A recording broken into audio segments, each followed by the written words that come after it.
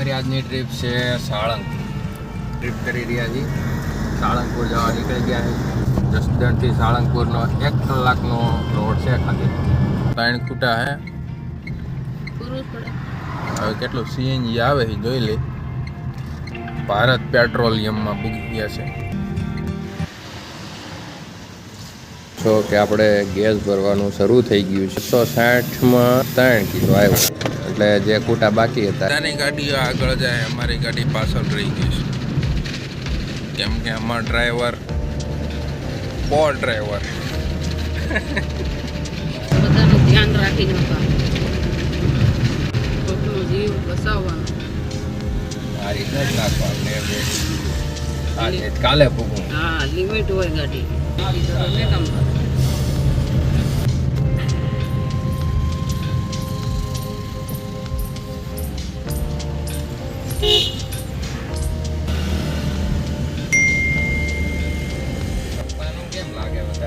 જોઈ શકો તો આપણે ફૂલ વીઆઈપી વાળી ગાડી જાય છે. આગળ બે પોલીસ વાળા આપણી આટલી છે.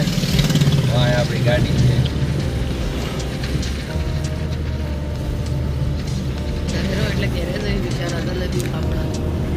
વિછિયાનું સુંદર તળાવ છે. ચાલો ભાઈ, વિછિયા આપણે પૂગી ગયા ફાઇનલી. જસદણથી આટલો વિછિયાનું બસ સ્ટેન્ડ તમે જોઈ શકો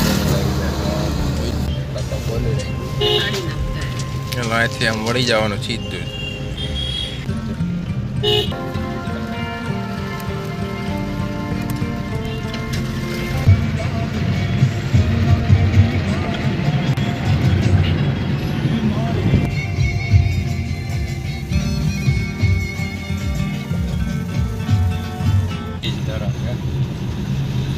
નીતિ ધરમ ખટારો ટાટાનો બધો. હા, ટાટા સામે ટાટા ને 166 સુરેન્દ્રનગર 94 અને બોટાદ છે 31. આમનો નજારો તમે જોવો કેવો મસ્ત ભાઈ. હું નજારો છે આમ જોવો તમે. આ નજારો જોવા આટલો આપણે નીકળ્યા છીએ બહાર. આપણે આમે ધ્યાન દઈએ.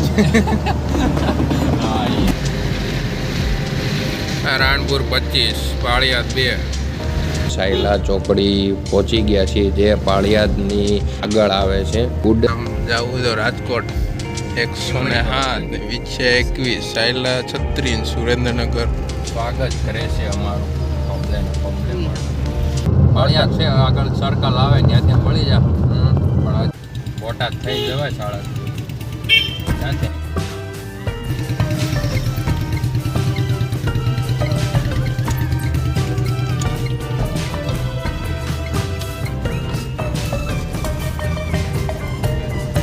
સાળંગપુર 26 કિલોમીટર આવી ગયું એમ.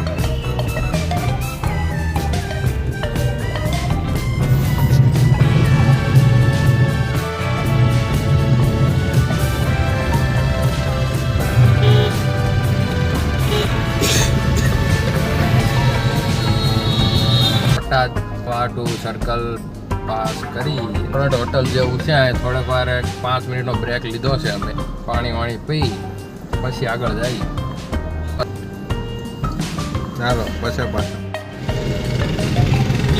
બોટાદ પૂગી ગયા છીએ અને બોટાદ સાળંગપુર જવા માટે આ ટનલનો ઉપયોગ થાય છે. આ